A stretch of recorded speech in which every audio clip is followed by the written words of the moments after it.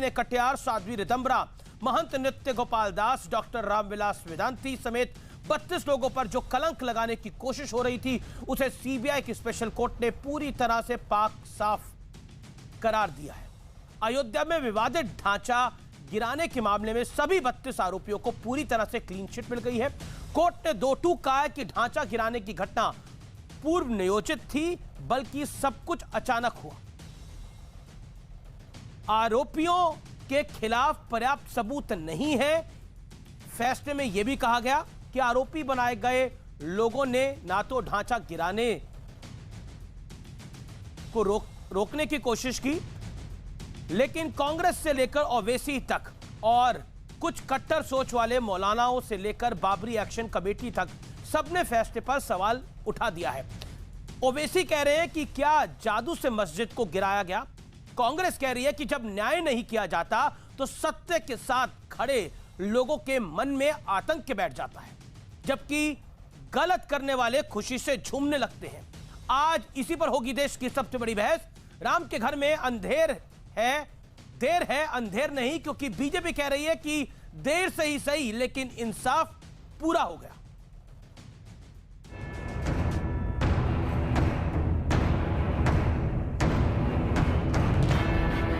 आरोप के कलंक से मुक्त हो गए। ये तो पहली झांकी है, काशी मथुरा बाकी है। जहां जहां दाग हैं उनको धो करके साफ करेंगे।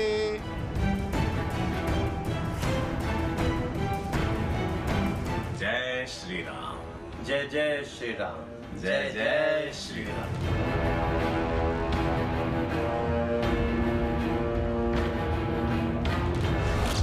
लाल कृष्ण आडवाणी बरी, मुरली मनोहर जोशी बरी, कल्याण सिंह बरी, उमा भारती बरी, विनय कटियार बरी, साध्वी रितंबरा बरी, महंत नृत्य गोपाल दास बरी, डॉक्टर रामविलास वेदांती बरी, चंपत राय बरी, महंत धर्मदास बरी, सभी 32 आरोपी बरी।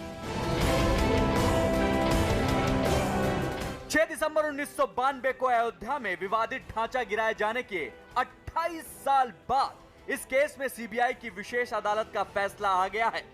फैसले में कहा गया है, घटना पूर्व नियोजित नहीं थी, बल्कि अचानक हुई। आरोपियों के खिलाफ पर्याप्त सबूत नहीं है।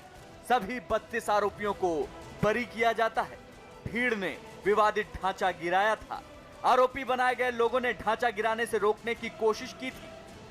आज का जो निर्णय हुआ है वह अत्यंत महत्वपूर्ण है और हम सब के लिए बहुत खुशी का प्रसंग है। जब ये समाचार सुना,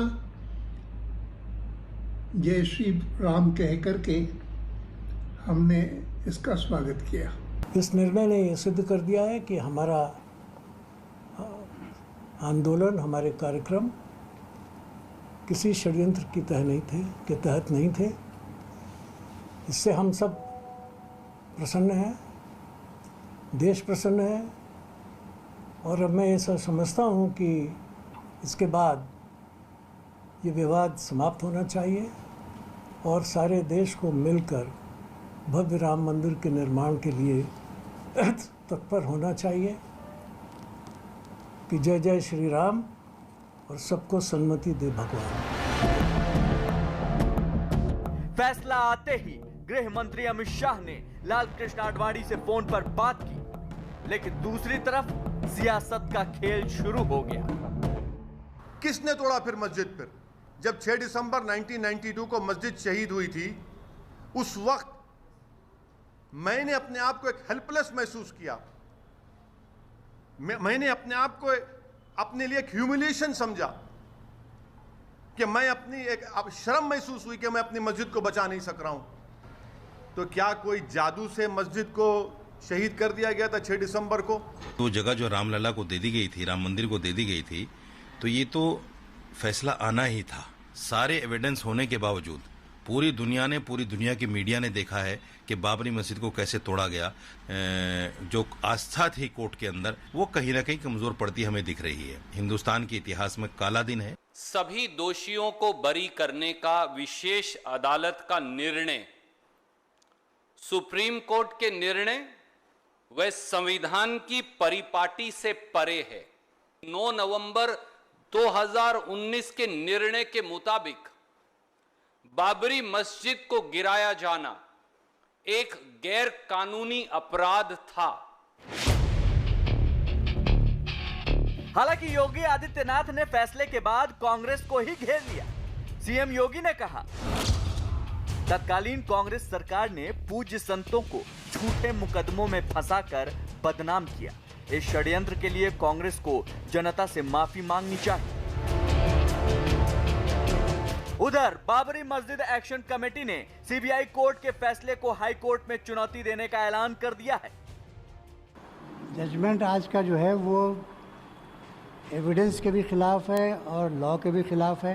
हाई कोर्ट में इसको चैलेंज किया जाएगा। लेकिन सबसे बड़ा सवाल है कि जिस तरह फैसले पर सवाल उठाए जा रहे हैं, क्या वो उचित है? इसी पर होगी देश की सबसे बड़ी बहस। राम के घर देर है, अंधेर नहीं। और अब विश्लेषण सुनिए। अयोध्या में संपूर्ण इंसाफ का विश्लेषण। राम मंदिर के बाद अब विवादित ढांचे पर भी क्लीन चिट। विवादित ढांचे पर नमाज पढ़ने का कोई साक्ष्य नहीं मिला। कोर्ट ने माना ढांचा गिराने की घटना पूर्व नियोजित नहीं थी। जिन पर आरोप था, असल में उन्होंने ढांचा बचाने की कोशिश की। कांग्रेस ओवैसी बाबरी एक्शन कमेटी ने फैसले पर सवाल उठाया। ओवैसी ने पूछा, क्या जादू से मस्जिद गिरा दी गई? वाजिब सवाल है। फैसला सूट ना करे तो क्या कोर्ट पर सवाल उठाया जाएगा? मैं इस बहस को ओपन करता हूं। मेरे साथ इस चर्चा में कई महत्वपूर्ण मेहमान जुड़ रहे हैं।